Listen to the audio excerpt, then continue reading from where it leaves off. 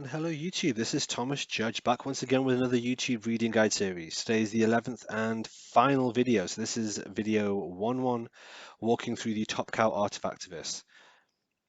I've read 902 issues in order to create this guide and we've talked through all of them. So I really hope you guys have enjoyed it. With no further ado, here is the reading map. Over the last 10 videos, we've gone through this in detail, from the Before the Rise section to the Orange era, the Artifacts era, the Rebirth era, and we even ended with the After the Fall section. So now, in this last video in the series, I'm just going to discuss the very final bit. I want to talk about this part here. This has got some short-lived reboots, some out-of-continuity elements, and I want to talk about the future of the Top Cow Artifactiverse. So you can see the reboot section is pretty sparse. We should probably start here. This is the 2017 reboot of Witchblade. Relaunched in December 2017 with the creative team of writer Caitlin Kittredge and artist Roberta Ingranata, the series features journalist Alex Underwood as the main character. A lot of fanfare was made at the time of the all-female creative team, which was all well and good and long overdue, but the problem with this series was its move away from the police-based roots into a more young adult-oriented story, complete with a totally new protagonist and a Scooby-Doo gang kind of ensemble supporting cast. I was not a fan. I was a fan of the Sarah Pazzini Witchblade. I always have been, and this essentially pretended. Well, it was set in another universe. It was a reboot. It assumed none of that ever happened. It didn't have Ian Nottingham. It didn't have Kenneth Irons. It didn't have the wider scope. The look and the design of the Witchblade was different.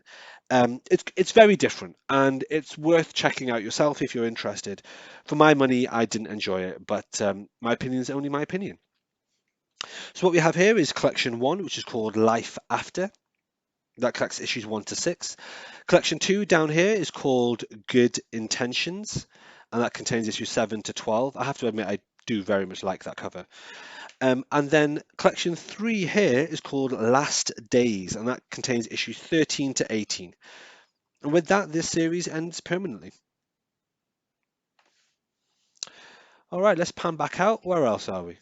Okay, well, what we can see here, we can see 2018's Aphrodite 5, written by Brian Edward Hill. Now, whilst this was a decent read, it also felt like a by-the-numbers cyborg comic. It lacked the uniqueness of the original Aphrodite character. It also lacked that distinctive kind of 90s feel to the artwork that even the more recent stuff by Stefan Sejic kind of paid homage to. This series lasted the intended 4 issues, and there were no further volumes, so this first volume, which says Volume 1, is the only one. It is available as a physical trade, I should point that out. And finally, and to be honest, this slipped me by until the last minute, there was a Magdalena volume here. Now, this was a short-lived 2017 Magdalena miniseries, which was 4 issues, and it's about Patience, who we know from the previous eras we read through, finally passing on the torch of the Magdalena role.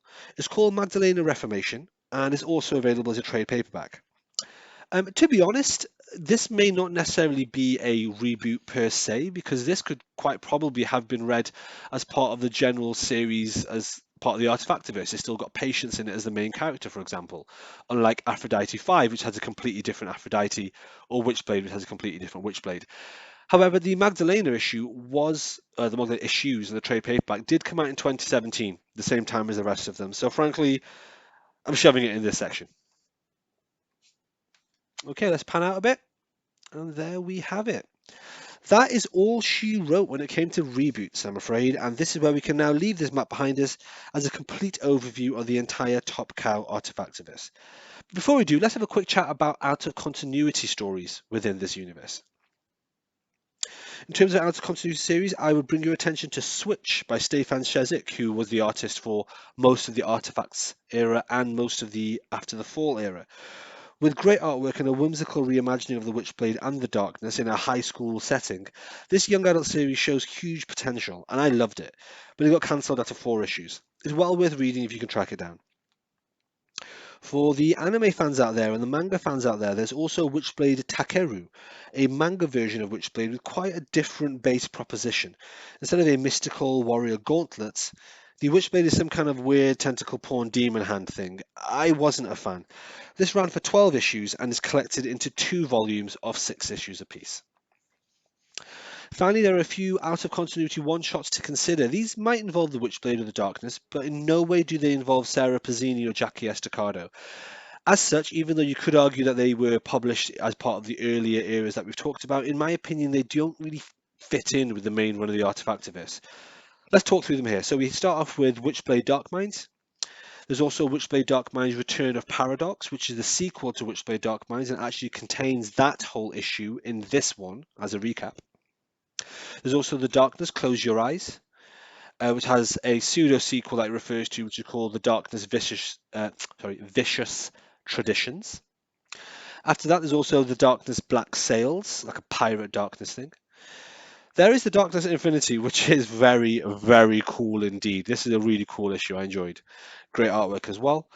There's Witchblade Bearers of the Blade, which is kind of more like a who's who of the Witchblade universe. It's a little bit like the Marvel handbook to the Marvel universe issues that you get sometimes.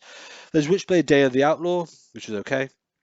There's Witchblade Infinity. This is collected in the newest set of Witchblade hardcovers, apparently. So we mentioned this back in video 6. There's Witchblade Obakemono, which is a kind of a Japanese alt-world, Elseworld Witchblade. And there's Battle of the Planets Witchblade, which will probably make much more sense to you if you're a Battle of the Planets fan, but I am not. So there we are.